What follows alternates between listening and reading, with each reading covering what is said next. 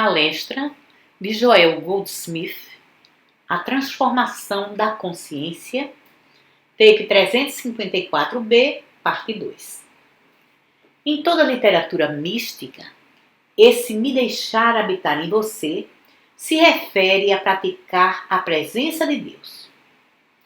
Isso significa reconhecê-lo em todos os seus caminhos, para que ele possa lhe dar descanso. Isso significa manter a mente firmada em Deus para que possamos encontrar descanso nele. Significa habitar na certeza de sua presença e de seu poder. E significa aceitar um dos grandes princípios revelados pelo Mestre de que existe somente um poder. Existe somente um poder. Em outras palavras, aqui precisa haver uma prática muito definida, porque todos nós nascemos e crescemos dentro da crença em dois poderes, um poder do bem e um poder do mal. E da mesma forma que o mundo hoje está justamente se perguntando, existe um poder de Deus que irá destruir esses poderes do mal? Existe um poder de Deus que irá nos salvar das bombas ou do comunismo? E assim é que nós também temos sido hipnotizados pela crença de que existem dois poderes. Então eu estou certo de que muitos de nós frequentemente se perguntam, irá Deus destruir os poderes maléficos que nos ameaçam nessa geração? E a resposta é não. Deus não irá fazer isso da mesma forma que nunca fez antes. E isso não significa que o mundo não poderá ser salvo, ou que nós, individualmente, não possamos ser salvos, simplesmente porque alguém disse que não há remédio algum para nos curar. Significa, entretanto, que a nossa salvação vai depender da nossa habilidade de moldar nossa consciência, para que possamos ser uma consciência fértil, receptiva e responsiva à graça de Deus, a qual já está funcionando dentro de nós.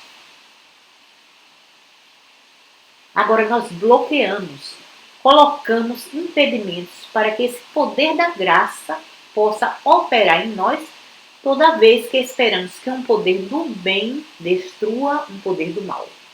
Toda vez que esperamos que Deus remova alguma forma de mal, pecado, doença, morte, falta ou limitação. Toda vez que olhamos para que o poder bom de Deus faça alguma coisa contra o poder do mal, impedimos a sua operação.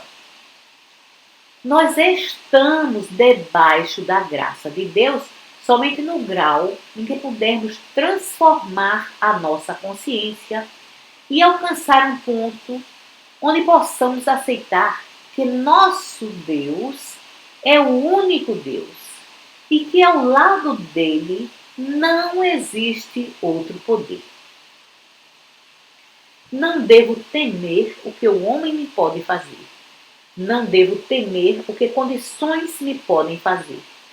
Não devo temer os exércitos estrangeiros, porque tudo isso tem apenas poder temporal, que na realização de Deus não é poder.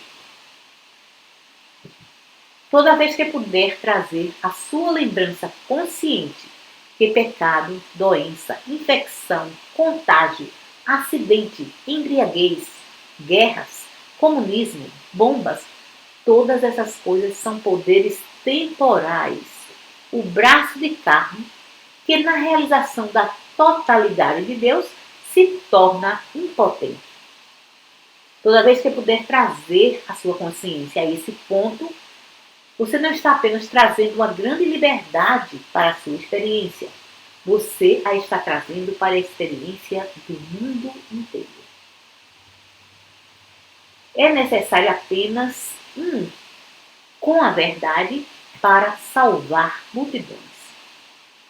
Jamais esqueça. Simplesmente um. Um curador tem curado dezenas de milhares de pacientes. Pense no que 1000 curadores podem fazer. De fato, eles têm feito. O indivíduo cuja consciência está preenchida pela realização de Deus como todo poder, esse único indivíduo é suficiente para salvar cidades, comunidades, para parar infecção e contágio, para parar tempestades. Um indivíduo serenamente, confiantemente realizando, serenamente, confiantemente olhando para Pilatos e dizendo: tu não poderias ter poder algum sobre mim, exceto se viesse de Deus. Um indivíduo olhando para o aleijado e dizendo: o que te impede? Deus é o único poder. Um indivíduo, ou 2 ou mais reunidos, ou 10 homens justos na cidade, tudo isso indica que simplesmente uns poucos podem realmente salvar o mundo. Não por invocar a divindade, não por orar a Deus para fazer alguma coisa contra nossos inimigos, mas por se sentar em quietude e confiança e realizar. Existe algum outro poder além de Deus? E de onde ele vem? Quem criou um poder destrutivo contra Deus? Ou contra o universo de Deus? Quem deu poder a qualquer poder para destruir Deus ou o reino de Deus? Se Deus é Deus, significando se Deus é infinito e onipotente e onipresente e onisciente, de onde vem um outro poder? E então, à medida em que individualmente treinamos a nós mesmos e ultimamente nos colocamos no ponto onde podemos olhar para esse mundo e simplesmente dizer: o único poder que existe é invisível. Portanto, não preciso temer coisa alguma ou pessoa alguma no visível. Se é visível, não tem poder, porque todo poder é invisível, porque todo poder é Deus. Agora, simplesmente pensem como podemos olhar para os jornais, como podemos ouvir os noticiários e serenamente nos lembrar: nem um pingo disso é verdade, nem um pingo disso é poder. Porque somente aquilo que é invisível é poder. E esse poder é Deus. Agora, essa prática é uma prática da presença de Deus. Mas você está praticando a verdade sobre Deus. Orar a Deus para remover uma discórdia é tão sem sentido agora como tem sido pelos últimos 5.000 anos, nos quais isso tem sido praticado. Orar a Deus para que destrua nossos inimigos é tão sem sentido hoje como tem sido desde que essa oração começou a ser praticada. Orar a Deus para salvar aqueles a quem amamos é tão tolo hoje como tem sido por todas essas eras em que essa oração tem sido praticada. E os frutos dos quais Jesus fala, os ricos frutos que surgem em sua vida, na forma de saúde, harmonia, felicidade, paz na terra, boa vontade entre os homens, tudo isso deve vir somente através de uma consciência transformada que não mais se volta para Deus para lhe pedir para fazer alguma coisa. Porém, em lugar disso, reconhece e agradece. Agradece a Deus, porque Ele já é infinito, o todo, o único, ao lado do qual não existe outro. Uma outra coisa, impedimos a presença, a atividade e o jorrar dos frutos de Deus por conscientemente ou inconscientemente Acreditar que o poder de Deus é uma coisa externa a nós, que pode ou irá agir sobre nós. Não existe tal coisa. Essa crença de que existe um Deus em algum lugar que pode agir sobre nós para o bem ou para o mal é uma crença pagã. O poder de Deus está dentro de você. Ele não vem a você ou age sobre você. Ele funciona saindo de dentro de você. O reino de Deus está dentro de você e já está mais perto de você do que sua própria respiração. O lugar onde estou é Terra Santa, porque eu e o Pai estamos no mesmo lugar. Não estamos separados e à parte um do outro, e não existe Deus para agir sobre mim, porque eu e o Pai somos um, e o poder de Deus age de dentro de mim para fora. Uma vez que comece a reconhecer o reino de Deus está dentro de mim, mais perto do que minha própria respiração. No próprio lugar onde estou, aqui Deus está. E agora, tudo que o Pai tem é meu. Agora você está fazendo acontecer uma transformação em sua consciência que a fará fértil, que a fará o solo no qual e através do qual a graça de Deus pode funcionar. Desde que esteja reconhecendo, eu e o Pai somos um, nós somos inseparáveis e indivisíveis. Onde eu estou, Deus está. Onde Deus está, eu estou. Tudo que o Pai tem é meu, inseparável, indivisível. Somos um. Desde que reconheça isso, aqui e agora, a graça de Deus está. E aqui e agora, a graça de Deus está funcionando. Então você está fazendo acontecer uma transformação em sua consciência. Porque está tirando sua visão de olhar para cima ou para fora e agora está compreendendo que tudo o que estava buscando lá em cima no céu ou em algum lugar lá fora é eficaz e está operando dentro de você da mesma forma que as leis da natureza estão operando no solo desse jardim e no ar que o rodeia. Compreenda que dentro do solo e no ar, acima e na atmosfera, as leis da natureza estão funcionando. E assim é que dentro de você e na atmosfera ao seu redor, a graça de Deus está funcionando. E a graça de Deus está funcionando para o propósito revelado pelo Mestre, para curar os doentes, ressuscitar os mortos, alimentar os famintos, pregar o Evangelho, trazer conforto para os que estão desconsolados. A esse que realiza tudo isso tem sido dado muitos nomes. A consciência do Cristo, a consciência espiritual, a mente de Buda, a consciência transcendental. E isso significa que é a sua consciência individual quando sua consciência aceita Deus como o único poder, quando sua consciência aceita a onipresença, a presença de Deus onde eu estou. Quando sua consciência não mais olha para fora para Deus, para fazer alguma coisa a você ou para você, mas vive continuamente no Salmo 23. O Senhor é meu pastor, não devo querer. O Senhor é meu pastor, não devo querer. Ele me guia, Ele me faz, Ele põe uma mesa para mim. Nenhum futuro ligado a isso e nenhum pedido para isso.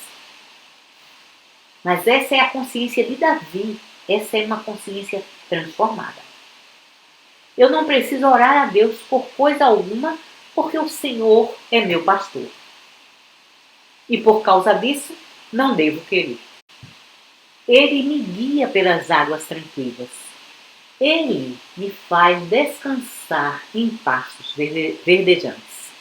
Você vê, a consciência dele já era transformada antes que o Salmo 23 pudesse sair dela. E assim é que, antes que o mestre pudesse dizer para o homem aleijado: o que te impede? Antes que pudesse dizer para o homem cego: abra seus olhos. Antes que pudesse dizer para Pilatos: tu não terias poder algum sobre mim, ele tinha que ter uma consciência transformada. A velha consciência que ele tinha como rabi hebreu não serviria e não realizaria essas funções. Precisava haver uma consciência transformada que não mais acreditava num olho por olho e um dente por um dente. E não podia mais acreditar que uma mulher apanhada em adultério deveria ser apedrejada até a morte. E não podia mais acreditar que um ladrão deveria ser mandado para o inferno. Ele tinha que ter uma consciência transformada que não mantinha dentro de si mesma nenhuma condenação contra o ladrão na cruz, nenhuma condenação contra a mulher apanhada em adultério, nenhuma condenação contra Judas Iscariotes, mas uma oração: Pai, perdoa-os, eles não sabem o que fazem. Não existe condenação alguma nisso, nenhum julgamento, nenhuma crítica, nenhum ódio. Essa é uma consciência transformada.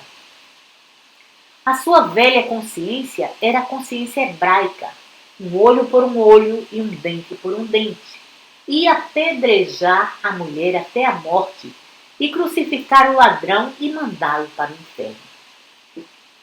Porém, antes que pudesse curar, antes que pudesse alimentar, antes que pudesse experienciar a graça de Deus, que estava ali a todo tempo, mas antes que pudesse experienciá-la, ele precisava ter uma consciência transformada, que não mais odiava ou temia, que não mais acreditava em dois poderes, que não mais pensava que todos os pecadores deveriam ser queimados ou alguma outra coisa dessa natureza. Em outras palavras, ele precisou ser transformado e abandonar a crença de que a punição iria curar ou reformar qualquer pessoa. E acima de tudo, ele tinha que entender, ele tinha que ter uma consciência transformada, que vivia constantemente na realização de um só poder. Não um poder fazendo alguma coisa contra um outro poder. Não um poder vencendo ou destruindo um outro poder. Ele tinha que ter uma consciência transformada, que vivia, se movia e tinha o seu ser na realização de Deus como todo e único poder. Em Deus como onipresença, em Deus como onipotência, em Deus como um único Deus. E com essa consciência transformada, ele foi um curador e foi mais que um curador. Ele foi um perdoador dos pecadores, porque sem uma consciência de condenação ou crítica, a pessoa automaticamente tem o poder de perdoar os pecados. Em outras palavras, o pecado desaparece da consciência do pecador quando ele entra em contato com a consciência de um indivíduo que não mantém condenação alguma, crítica ou julgamento algum, e ainda assim é capaz de dizer: você está perdoado, mas vá e não peque mais, porque seu próprio retorno ao velho estado de consciência trará o velho estado de consciência de volta sobre você. Nos perguntamos, por que, após 2, 3 ou até mesmo 4 ou 5 anos, lendo os livros, nos perguntamos, por que não estamos experienciando o céu? E acreditamos que existe alguma espécie de mágica nos livros, ou alguma espécie de mágica em recitar as declarações dos livros, ou alguma espécie de mágica em ouvir as declarações dos livros.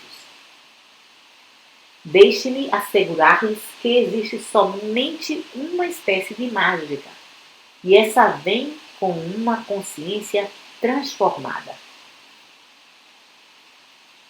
A consciência transformada de seu curador ou professor pode realizar uns poucos milagres por você. Mas para uma vida transformada, primeiro tem que haver uma consciência transformada.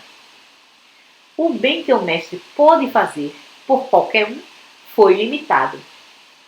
Ele reconheceu isso e disse, se eu não for, o confortador não poderá vir a vocês. Porque no máximo, bem, vocês lembram, o mestre alimentou os hebreus um dia e voltaram no dia seguinte querendo ser alimentados novamente. E ele os repreendeu. Entretanto, quando estavam ali, os alimentou pela segunda vez. Porém, não há registro de que os tenha alimentado uma terceira vez. E assim é que deve lembrar que, no máximo, ele poderia alimentá-los por um dia, 2 ou 3. No máximo, ele poderia curá-los de umas poucas doenças, mas não poderia fazer a vida deles saudáveis, exceto na proporção em que estivessem desejando que suas próprias consciências fossem transformadas. Não existe tal coisa como um substituto para a salvação. A salvação é individual. Não existe tal coisa como um substituto para a cura. Está acontecendo a todo tempo. Curadores e professores estão curando as multidões.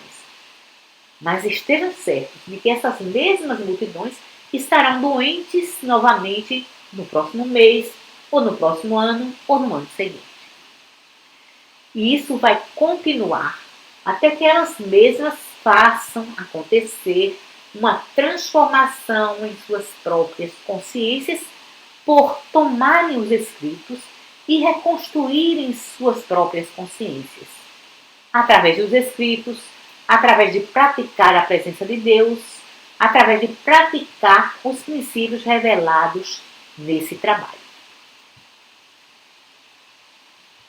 Se passarmos 2 ou 3 anos trabalhando na transformação de nossa consciência, então, literalmente, poderemos ver se aproximar o dia quando poderemos dizer: eu vivo e na realidade não estou fazendo isso. Existe uma presença dentro de mim, vivendo a minha vida, indo adiante de mim, fazendo os caminhos tortuosos retos, indo adiante de mim e me protegendo, indo adiante de mim e me suprindo. Existe algo além de mim mesmo funcionando. Porém, tudo isso é feito através da transformação da consciência. E a transformação da consciência acontece através da prática de princípios específicos. E esses princípios específicos constituem a mensagem do caminho infinito e pode ser encontrado em todos os escritos e em todas as gravações. E assim, no grau em que trabalhamos com os mesmos, precisamos nos lembrar do que estamos fazendo. Não estamos tentando fazer mágica. Não estamos tentando transformar pedras em pão. O que estamos fazendo é transformando nossa consciência, até chegarmos ao ponto onde realmente experienciamos. Deus é o único poder e nada mais é poder. É isso. Muito obrigada.